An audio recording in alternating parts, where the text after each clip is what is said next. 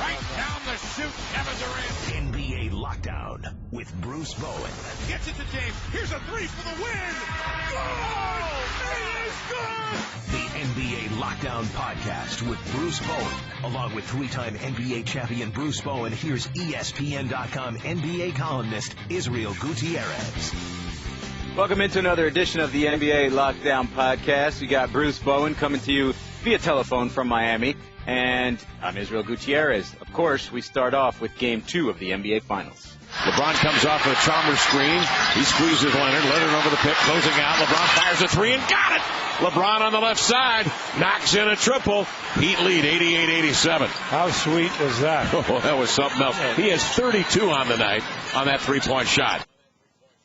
That was Kevin Calabro and Hubie Brown on ESPN Radio. That particular right there, Bruce, was, I believe, the turning point in that fourth quarter where you had Tony Parker and Tim Duncan miss 4 consecutive free throws, and then LeBron, sort of smelling blood in the water, pulls up for a three and hits that shot to put Miami up 88-87. And from there, it was Miami Heat executing better and creating the plays to help them win that game. It was a 2-point game because Manu threw in a three-pointer right at the buzzer, but the final score 98-96. The Heat make up for that Game 1 loss where they blew a 7-point lead in the 90-plus degree temperatures of AT&T Center and won to tie up that series 1-1. Before we get to LeBron, Bruce, I wanted to ask you what you thought was the primary reason down the stretch. Tony Parker says it wasn't the free throws that lost them the game. They didn't really execute the way you expect the Spurs to execute. It seemed like a lot of one-on-one with Manu Ginobili and Tony Parker, despite the fact that Tim Duncan had smaller guys on his back a few times and never got the ball down the stretch. What do you think is the primary reason why the Heat pulled out this victory and the Spurs weren't able to hold home court for the second game? Well, you got to give credit to Miami Heat. I mean, for them to come in and especially LeBron have to deal with all the negative criticism, and everyone wanted to have a hand in the joke of what he was going through physically. I think the Miami Heat, they had more of a focus of attacking the basket in this game. You saw LeBron in the first quarter as he was 1 for 4 going to the basket. And I think that played a role in the whole process of continuously, San Antonio being on the heels for the most part throughout the game. And with the San Antonio Spurs, it's more about the ball movement, player movement, things of that nature. They got away from that in that game because guys started trying to do it on their own. That's one thing Greg Popovich used to always talk about is like, it's not your time to do it on your own. We got to do it together. We're not built like other teams where we just depend on one guy or two guys, especially when he's talking about, playing against a team with the greatest basketball player in the game right now, LeBron James. I saw it. So, and it happens subtly. When you're not doing the things that you should defensively, you start to do little shortcuts on the offensive end. So that's what you saw more or less from the San Antonio Spurs, Izzy, as far as them not sharing the ball anymore. You had more one-on-one plays. You had more guys looking to shoot jump shots instead of get Tim Duncan the ball down low. They went 6 for 17 in the fourth quarter for 35%. That's not what they shot in the first quarter. In the first quarter, Tim Duncan alone was 5 for 6. And the team seems to flow off of that. But once they got away from that, it's hard to come back to what you've been able to get your production from. I mean, yeah, that's basically what this series was about. People who picked the Spurs not because they were individually more talented than Miami, because obviously Miami has LeBron. They have a healthier Dwayne Wade, although in that game, too, he looked like he wasn't his healthy self. You have Chris Bosh, who, at this stage of his career can compete right there with Tim Duncan. So, the talent wasn't what made the difference. It was the style of play. It was the fact that they could go 10 deep and not miss a beat offensively or defensively, which, this Patty Mills, you've been telling me about him all year long, and I've seen him play plenty, but he's growing on me in terms of how he plays defensively. That guy plays hard, and he really annoys the you-know-what out of some of these Heat point guards. But that was the reason why the Spurs were, the slight favorites because of how they play.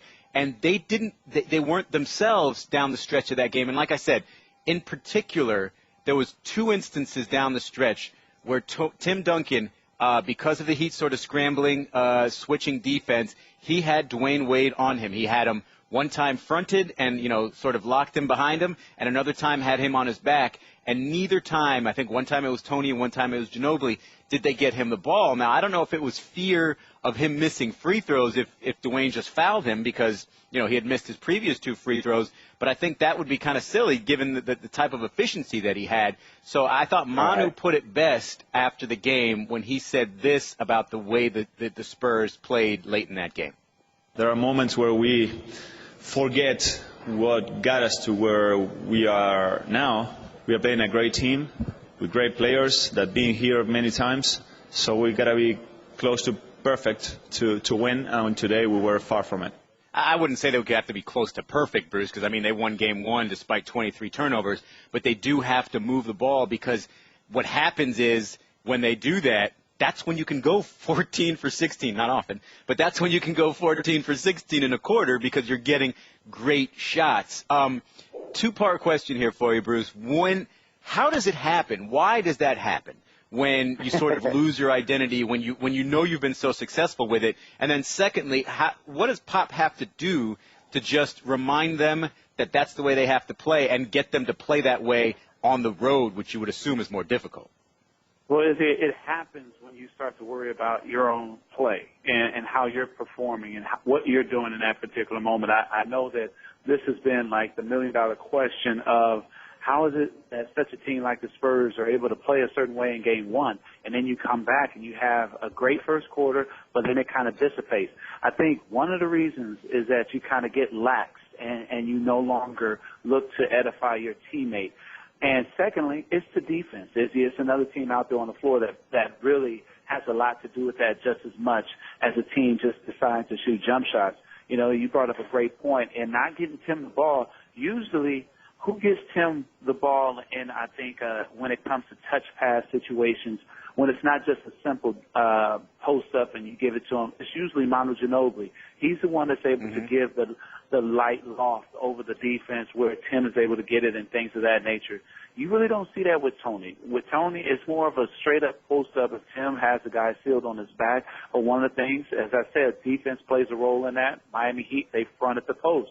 They fronted Tim a lot, and they made sure if the Spurs were going to be able to get him the ball, it was going to be over the top where they can try to get help, get a hand on the ball. And let's face it, Izzy, Miami Heat, they were the physical team last night. They were being very physical with the Spurs. And it's just in subtle moments that it kind of wears on you. And so when you get resistance when it comes to trying to get Tim Duncan the ball, you say, I tried to, now I'll go ahead and shoot it. And that's not how they do. They have to do a better job of making sure that they can enforce their will just as much as Miami Heat's enforcing theirs. It's funny you say that because I thought watching the game, and maybe it was just because I was keeping an eye on Chris Anderson and his impact, but I thought San Antonio was being kind of the bully physically. And maybe that was the case for, 2.5 quarters, and then maybe Miami down the stretch sort of decided to answer that. But I thought the way Birdman was being shoved around, because, he doesn't have the strongest base in the world, so he can get pushed around by even a Boris Diaw who, he's got quite the base there. Then they looked like the more physical team. But, maybe down the stretch there was a little bit of that fear factor. And not to pick on the Spurs because I feel like, we always sort of analyze what the loser did a little bit more than the winner did in games like this because I know, after that game 1 we were all, hey, what do the Heat need to do, blah, blah, blah. Well, with the Spurs, another element here that I think is interesting here, Kawhi Leonard. Okay, we've talked about him all year long. You've said this plenty of times, how he kind of fades to the background a little too often, a little too willingly. And I said to you before this series started, Bruce, people can say he's going to be a better player, but it's hard to do better than 14.5 points, 11 rebounds, shoot 50%, grab 2 steals, and that's what he did last year in the finals. So even if he is a better player, it's hard to do that again. I'm wondering does it seem to you that he's more of a focal point at all for Miami now that they know how dangerous he is? Because it felt like last year he caught them by surprise, and this year they weren't going to allow that to happen. Do you have a sense of that, or do you think it's more just Kawhi not finding his place? No, I think it's what you're saying is what I said before this series started. I said that the Miami Heat respects the Spurs right now. I didn't get that sense of respect last year when San Antonio came into this building here. I felt like the Miami Heat last year, they were just kind of like, yeah, it's the Spurs. We know how to handle them, and that's that. No, this year they respect them. I think when you respect a team, you prepare for them in all types of situations. You pay attention to detail. You know exactly which individual that's playing on that team, what they can do for their ball club. And I think that's one of the things that you see more than anything else with Kawhi is that it's still not a completely developed individual, but if you disrespect him and just allow him to roam free, he's able to hurt you as he did last year with the 14 and 11, Izzy. So now you pay attention to that. You put a hand on him. You make sure he's taking contested shots because, you know, yesterday I was like, Kawhi, your shot selection early on in that game, it was bad. And how do you adjust to those things? And that's where I think he's so willing to defer to Tim, Tony, or Manu that it kind of stunts the growth of what people are expecting from him.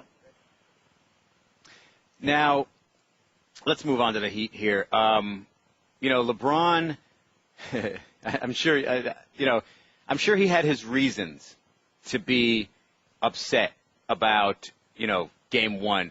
He could be upset about himself. You know, his body, like he said after in the media sessions afterward, he was upset that his body failed him. He could be upset that his teammates didn't really carry the load for him when he was out. And, you know, another time they failed to do that also was in that Game 5 in Indiana where they had the opportunity to, when he was in foul trouble, they have the opportunity to carry the win for him and win the series for him. And they weren't able to do that. And he could be frankly upset at the whole situation because you knew, it seemed like the Spurs were more prepared for it. Maybe they were more informed about the AC situation, and the Heat wasn't. Not that that would have necessarily kept him from cramping. So I don't know what you expected from him coming into this game. To me, I expected an angry LeBron. I expected a guy who was attacking. But to me, it seemed like, and he said this after the game, he doesn't really take those things personally. He doesn't really want to play that. He still wants to play the game the way he knows is best for his team to win. And you could tell yesterday he was still measured on Sunday. He was attacking early, yes, but still picking his spots. It wasn't one of those Game 6 in Boston situations where he felt it was all on his shoulders. And then when you get him hitting his jump shots, it's almost a helpless feeling. And Pop, I think, said that in the in-game interview with Doris Burke. I think I heard that right. What do you do if you're the Spurs? Because it's not like you can send another guy his way because he's such a willing passer, and they occasionally surround him with 4 very capable outside shooters. Where does Pop go in a situation like this where he knows that LeBron James has to at least be, you have to at least minimize what he can do?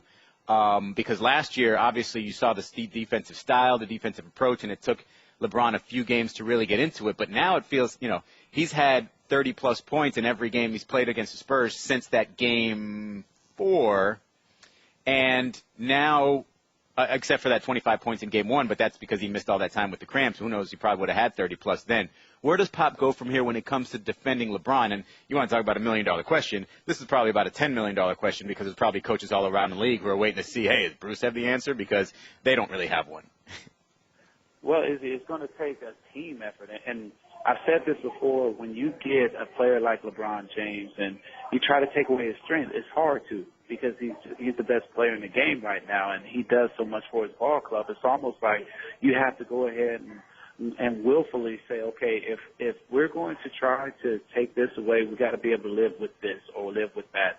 I'd like to go back to the beginning of that question when you talked about did I know that he was going to come out like he did. Mm-hmm. I can't say that I necessarily felt like he was going to have the 35, but I knew it was going to be a big night because when you get a player that is disgusted in the fact that they weren't able to affect the game or help their team late in the game, Izzy, you know you're going to get a quality performance. And that's one of the things where when I had guys that would have, bad shooting nights against me in the playoffs, I knew the next night they're going to be more focused. They're going to be more calculated in what they do. They're not going to settle. And we did not see LeBron James settle, even in the first quarter where he was fouled on a lot of plays, but yet still he continued on. He didn't complain himself into jump shots. he just kept plugging away. And then next thing you know, he has that run in that second quarter where he just has so much space in the fact that he was spinning against Marco Bellinelli, he was spinning against Kawhi Leonard, and I was surprised at that he had all that space after he spun. And I said early on, before this series started, the only way to defend him is to make sure that you have bodies around his space. And, I talked about taking away airspace. He had so much space yesterday, it was ridiculous. Even on his jump shots, I understand that you don't want him to drive the basketball, but at the same time, if he's hitting jump shots the way he was in that third quarter, you have to do something to try to affect the change in him and almost go back old school basketball. Deny. And those are the things that I guess from my standpoint, I know that we're all blessed with different talents. And what I was able to do is to make sure that if somebody is hot, I got to figure out a way to try to take them out of their rhythm instead of feeling sorry for myself. So I thought that was more of it, Izzy, as far as you talking about the mindset of how he's going to come out. I knew he was going to come out big. I don't feel like there was anyone else for San Antonio that felt that way and really met the challenge of what he was going to bring. I was totally listening to you, I swear, but I actually, as you were talking, got an email. Dwayne Wade was fined $5,000 for flopping for that one.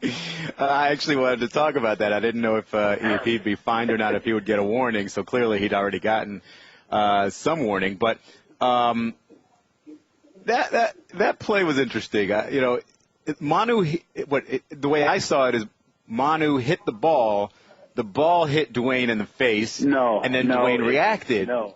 That's not what you saw? Because, look, I'm going to be honest with you. Look, let me, before you start, let me just tell you, because I watched the replay too, but the screens on the monitors we had in the media section aren't exactly HD in that arena. So I couldn't really see it as clearly. I'm glad you can tell me exactly what happened. Izzy, it was a bad one. It was a bad one, and this is what I always tell guys when they want to blame the officials, or even fans, they want to blame the officials, because that's what was going on. You gotta move on to the next play. They're not going to go back to that play and say, hey, you know what, fellas, we missed that. So you move on to the next play and don't allow it to affect you.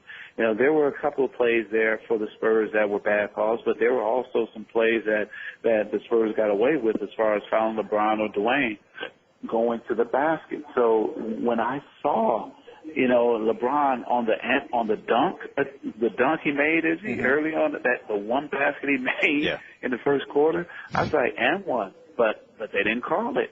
There was another play where he drove to the basket and missed the shot. He got hit in the arm. Hey, but you know what? That's part of the game.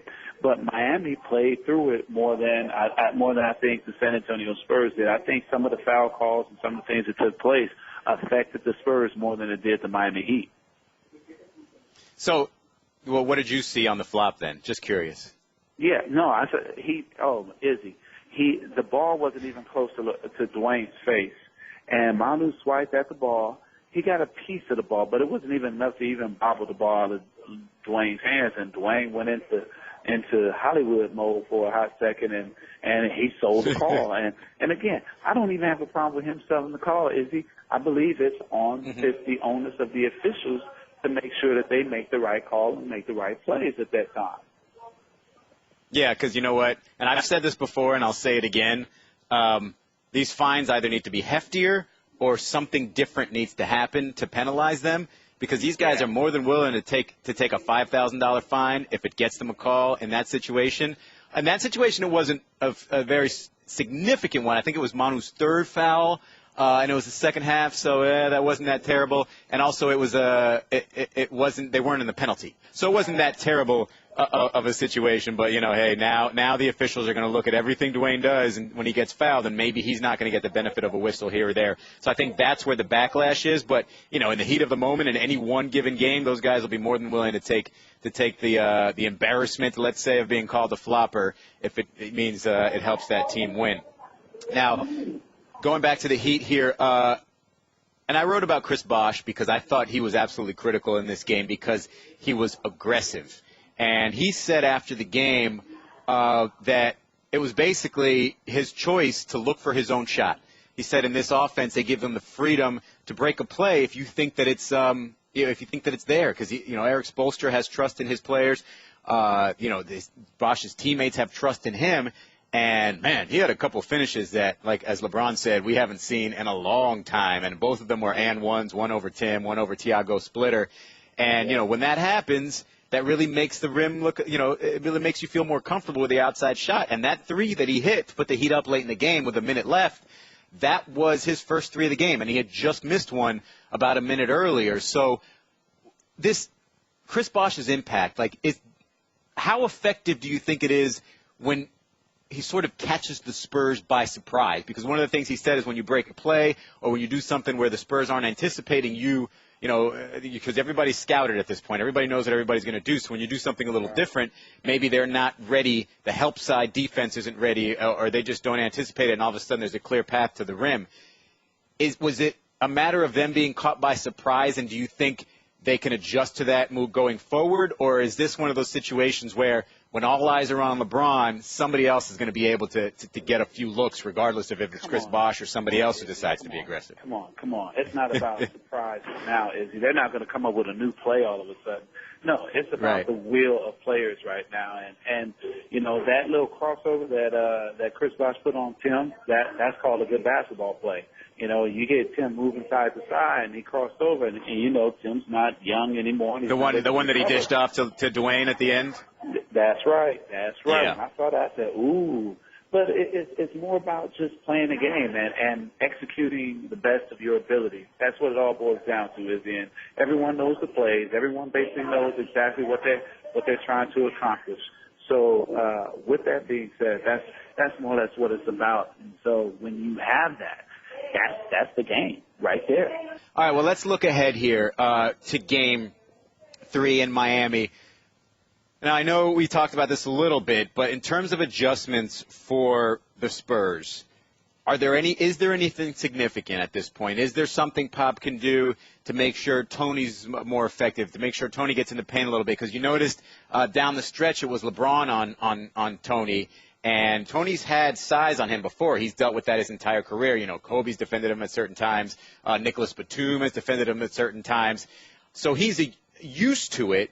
But what's the challenge there if there's more of LeBron on Tony, and what's the counter if you're San Antonio?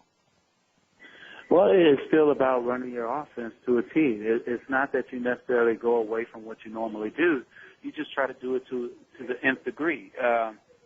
Get LeBron moving off of those pick and rolls. You have not seen, a bunch of pick and rolls with LeBron involved in it because, he is so strong or what have you. But I think they got away from that, and they were able to do that in the previous game when it was Mario Chalmers. Now, there are going to be moments, for a certain stint that you have LeBron, and you got to remember what you do. Don't go on your own as far as what you're doing. Stick to what you do and go from there. Well, one of the things that, they encouraged is LeBron to shoot jumpers. We talked about that. But so far on the pace that he's on, they might want to come up with a different game plan because if you just look at the first two games of last year's finals versus this year's finals on jumpers, all right, he was 5 of 21 in 2013. That's less than 25%. This year so far, he's 12 of 22 on jump shots. That's 54.5%. And, in three-pointers, he's 5 for 6 so far in 2 games in this series. Last season, he was 12 for 34 over the 7-game series. So it's probably one of those scenarios where there's sort of a, it'll come back down to earth, regression to the mean situation. Do they keep going that route with LeBron, or do you just pay more to – because I know we talked about not giving him as much space, but he talked about it after the game. If you crowd me, I'm just going to try to drive past you.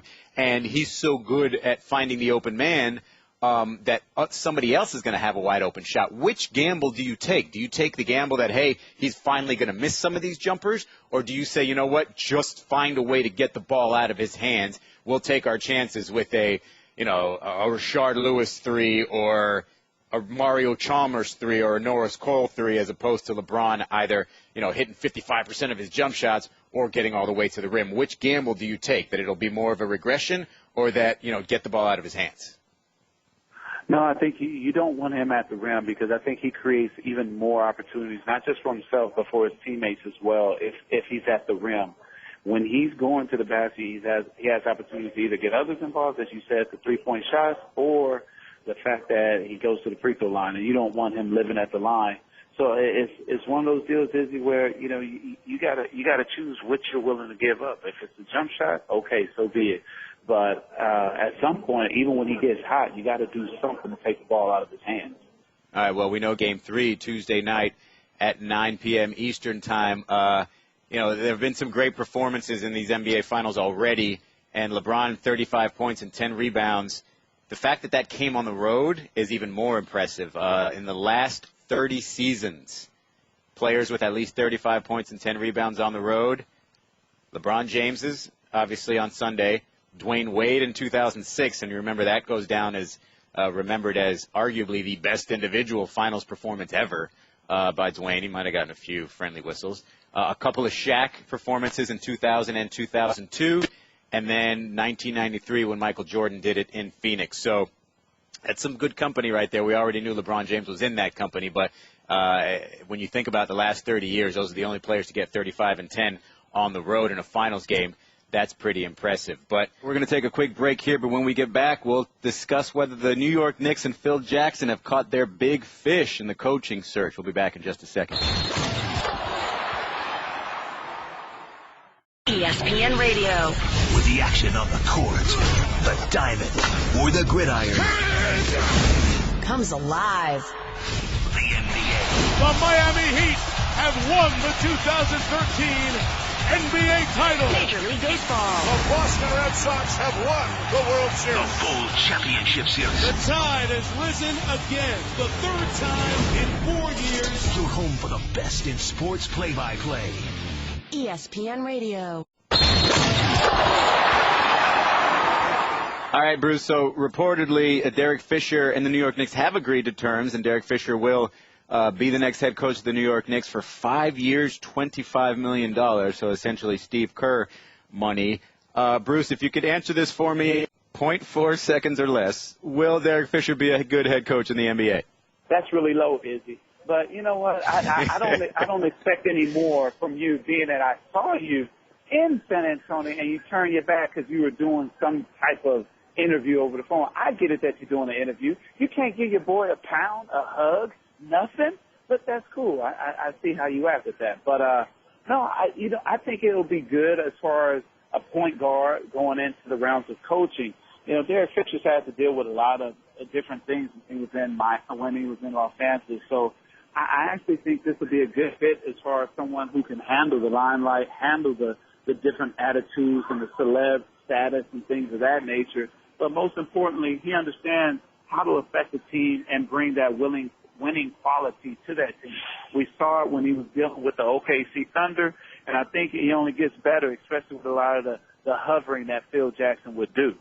Yeah, I thought there's actually a few things that are interesting just going into this. When you think about Derek Fisher getting the 5 years, $25 million. After Steve Kerr was reportedly only offered 3 years to be the Knicks coach, and then all of a sudden, hey, the Warriors come in with more years, more money, and he's the Warriors head coach. So maybe Jim Dolan did play a part in Kerr not going to New York, and maybe this time it was Phil Jackson saying, listen, I'm getting my guy. You can't put any handcuffs on me, and you can't put any financial restraints on me. So that's one potential interesting storyline there. I also think just the simple fact that Fisher's now retiring as a player. I mean, he was retiring. He had 5 championships. That's quite the career. And not too many people thought he would have that kind of career, but it just goes to show you can play your role. You play it particularly well, and you're joining the right teams. You could have a phenomenal career like Derek Fisher had. Also, there will be 2 recently retired championship point guards coaching in the New York area, with obviously Jason Kidd in Brooklyn and now Derek Fisher in New York. They're both newbies. They both seem to know what they're doing. They're both, won championships. Derek, a few more.